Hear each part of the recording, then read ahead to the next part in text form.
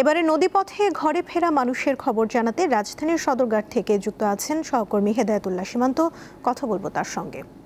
সীমান্ত, আজ ভিড় কেমন দেখছেন, সার্বিক পরিস্থিতি আমাদের জানান।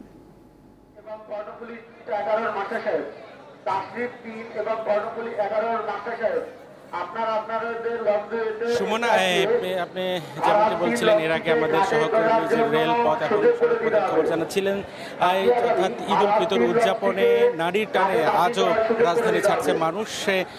রেলপথ এবং সড়কপথের মতো কিন্তু নৌপথও আজও আমরা যাত্রীদের উপচে পড়া ভিড় আমরা লক্ষ্য করছি। আমি এখন সদরঘাট লঞ্চ টার্মিনালে আছি। সেখানের পরিস্থিতি বলতে গেলে আজও অনেকেই বাড়ি ছুটছেন। আমরা দেখছি যে প্রত্যেকটি লঞ্চে যাত্রীদের উপচে পড়া ভিড়, এমনকি প্রতিটি পন্টনে মানুষের ভিড় লেগে আছে। বিকেল পর্যন্ত আমরা যতটি লঞ্চ ছেড়ে যেতে দেখেছি সবগুলোতেই যাত্রীদের উপচে পড়া ভিড় ছিল, তেমনি ছাদেও আমরা যাত্রীদের যেতে দেখেছি। সুমন, আপনি জানেন যে গতকালকে সদরঘাট লঞ্চ টার্মিনালে একটি দুর্ঘটনা ঘটেছে, সেখানে দুজন যাত্রী নিহত হয়েছে। পাশাপাশি বৈরী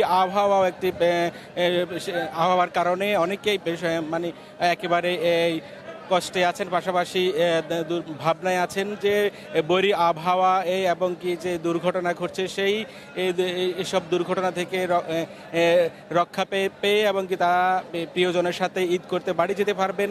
এখন তাদের কাছে যে একটাই ভাবনা, এখন পিরিয়ড হোক রেগুলার বা হেভি, প্রয়োজন মতো কনফিডেন্স আছে রেডি। Play with confidence.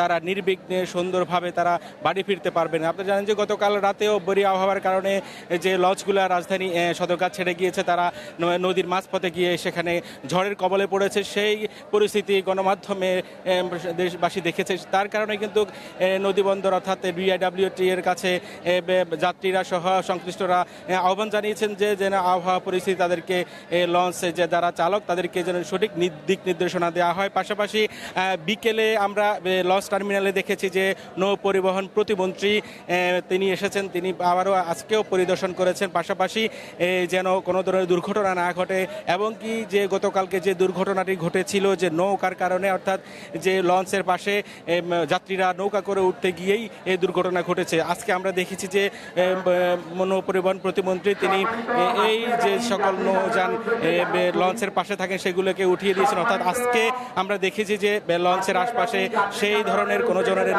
নৌযান নেই এবং কি নৌকা নেই, যেমন কি যাত্রীরা লাফালাফি করে সেই নৌযান লঞ্চে ওঠার দৃশ্য আমরা দেখতে পাইনি। অর্থাৎ আইনশৃঙ্খলা রক্ষাকারী বাহিনী পাশাপাশি বিআইডব্লিউটি থেকে সতর্ক অবস্থানে রয়েছেন। কোনো ধরনের যেন যাত্রীরা নৌকা করে যেন লঞ্চে না ওঠে সেই বিষয়ে তারা সতর্ক করছেন বারবার। পাশাপাশি যারা এই নৌকাগুলোতে যারা উঠবেন তাদেরকে জরিমানার আওতায় আনারও কথা বলেছেন।